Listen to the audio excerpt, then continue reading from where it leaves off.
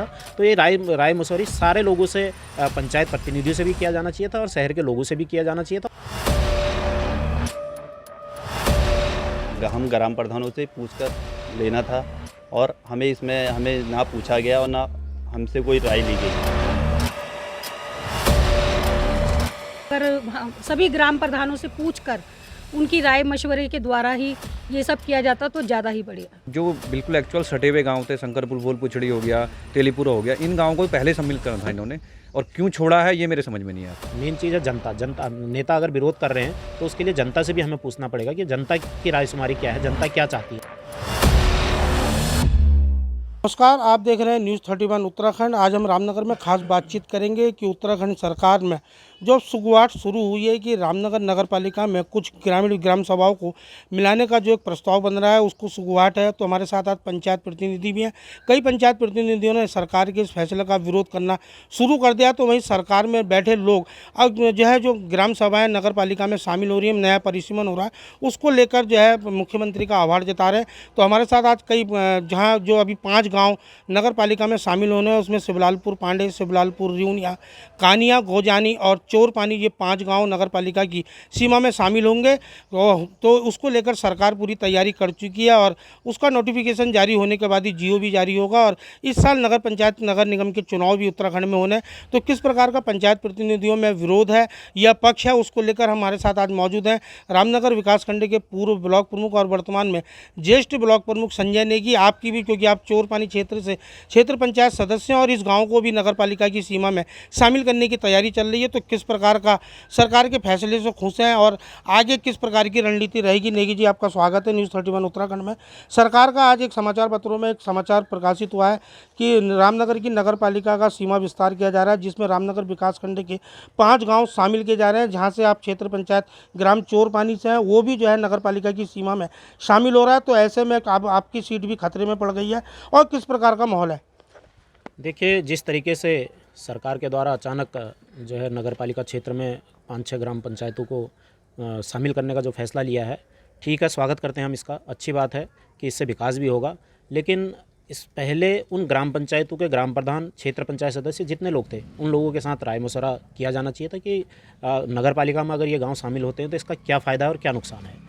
रही दूसरी बात, हमारा कार्यकाल, मैं चोरपानी से क्षेत्र पंचायत सदस्य हूँ और अक्टूबर में अगर ये गांव शामिल हो जाते हैं, अक्टूबर-नवंबर में चुनाव प्रस्तावित है नगर पालिका के, और हमारा कार्यकाल 1 से 1.5 साल पहले ख़त्म हो जाएगा, जिससे विकास कार्य निश्चित रूप से वहाँ पर बाधित होंगे। उसका क्या होगा हमारे कार्यकाल का? या तो जिन ग्राम सभाओं को सम्मिलित किया जा रहा है उनका कार्यकाल पूरा किया जाए।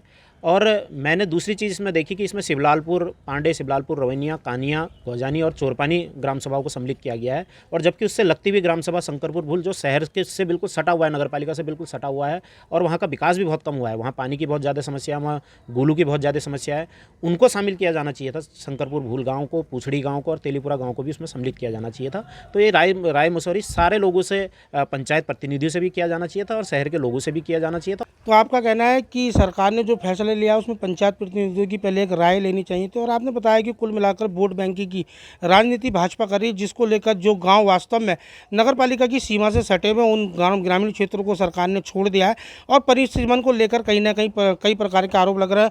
हमारे साथ मौजूद है ग्राम चोरपानी से प्रधान है कृपाल जी, हम उनसे भी बातचीत करेंगे कि क्योंकि अगर ये परिसीमन नया लागू होता है, क्योंकि अभी पंचायत के चुनाव में करीब 1.5 वर्ष का समय लगभग बचा है और नगर निगम के और नगर पालिका के चुनाव इस साल के अंत में होने हैं। तो आपका स्वागत है न्यूज़ 31 उत्तराखंड में और आप चोरपानी क्षेत्र से ग्राम प्रधान हैं। तो किस प्रकार का आप सरकार के इस फैसले से खुश हैं?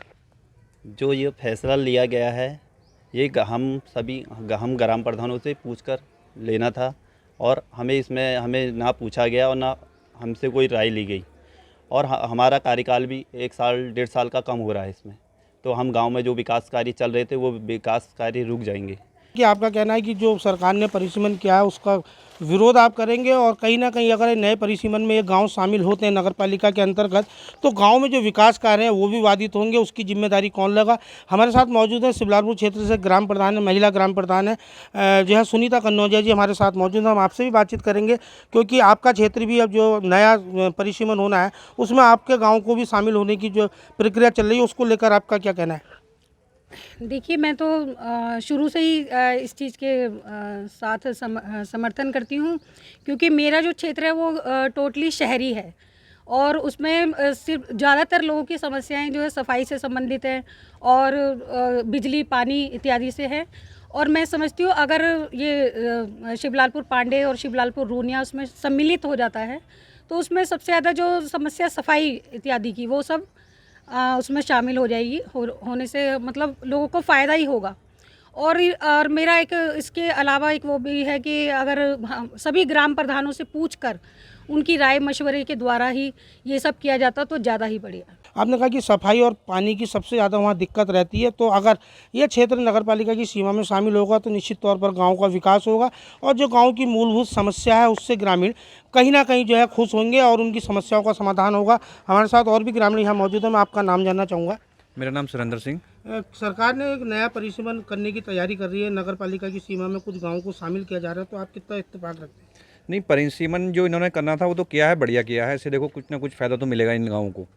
मगर हमारे कहने का, जैसे नेगी जी कह रहे थे, हमारे कहने का मतलब ये था कि जो बिल्कुल एक्चुअल सटे हुए गाँव थे, शंकरपुर भोल पुछड़ी हो गया, तेलीपुरा हो गया, इन गाँवों को पहले सम्मिलित करना था इन्होंने, और क्यों छोड़ा है ये मेरे समझ में नहीं आ रहा है इन गाँवों में। तो आपका भी कहना है कि जो नगरपालिका की सीमा से लगते हुए गांव हैं उनको शामिल होना चाहिए था और तभी जो है उस क्षेत्र का भी विकास होता। हालांकि कहीं ना कहीं विरोध की बात ग्रामीणों में देखने को मिल रही है। हमारे साथ मौजूद हैं क्षेत्र पंचायत सदस्य धीरेन्द्र चौहान जी भी मौजूद हैं, हम इनसे भी बातचीत करेंगे कि सर परिसीमन नया सरकार करने की तैयारी में है नगर पालिका क्षेत्र का और रामनगर विकासखंड के 5 गाँव शामिल करने की तैयारी चल रही है, तो किस प्रकार का ग्रामीण क्षेत्रों में जो विकास है वो कितना विकास अवरुद्ध होगा या विकास होगा, उससे आप कितना सहमत हैं?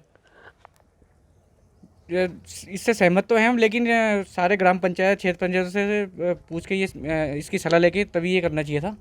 ठीक है, और पिरमदारा को नगर पंचायत बना लेते तो बहुत अच्छा रहता।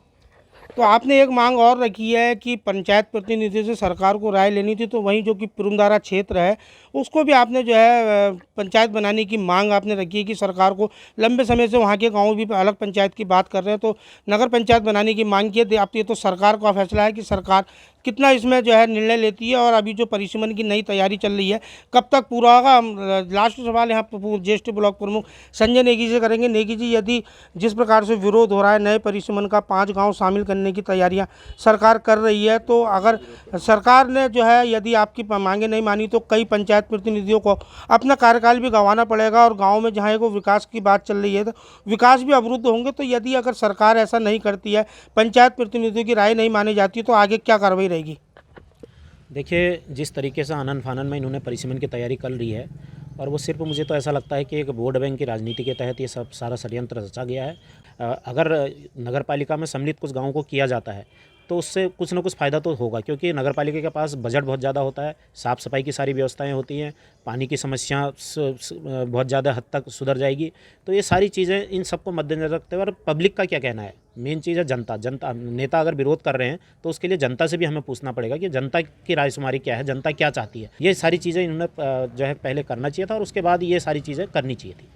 धन्यवाद आप सभी का। तो आपने सुना कि पंचायत प्रतिनिधियों और ग्रामीणों की राय है कि कहीं ना कहीं सरकार की इस नए परिसीमन की जो तैयारियां, उससे पहले पंचायत प्रतिनिधियों और जनता से राय लेना जरूरी था। आपका कहना ये भी है कि इस संबंध में जितने भी पंचायत प्रतिनिधि हैं या जो पंचायतें, ग्राम सभाएं नगर पालिका में शामिल होने की तैयारी चल रही है, तो सभी प्रतिनिधियों ने ये कहा है कि हम ग्रामीण क्षेत्रों में जाकर जनता से भी राय शुमारी करेंगे और उसके बाद विकासखंड कार्यालय में सभी पंचायत प्रतिनिधियों, ग्राम प्रधानों और क्षेत्र पंचायतों की एक बैठक बुलाकर उसमें जो भी निर्णय होगा कि सरकार के इस निर्णय का विरोध किया जाए या समर्थन किया जाए, इसमें अग्रिम निर्णय एक बैठक के बाद ही होगा। लेकिन कहीं ना कहीं जहाँ एक और जब प्रतिनिधि गांव के विकास की बात कर रहे हैं कि नगरपालिका में शामिल होने के बाद ग्रामीण क्षेत्रों का विकास होगा, नगरपालिका पे अपना बजट होता है तो कहीं ना कहीं विकास होंगे, तो वहीं कहीं ना कहीं ग्रामीण क्षेत्र को, ग्रामीण और पंचायत प्रतिनिधि इस बात से भी आहत हैं कि लगभग 1.5 साल का उनका कार्यकाल अगर बचा हुआ है तो उसका क्या होगा। तो निश्चित तौर पर गाँव का विकास भी अवरुद्ध होगा। तो अब सरकार को देखना होगा कि जहाँ तक विकास की बात है, तो जहाँ विकास अवरुद्ध होंगे उसको लेकर सरकार को ठोस पहल करनी होगी। रामनगर से राजीव अग्रवाल के साथ कैमरामैन बंटी अरोड़ा, न्यूज़ 31 उत्तराखंड।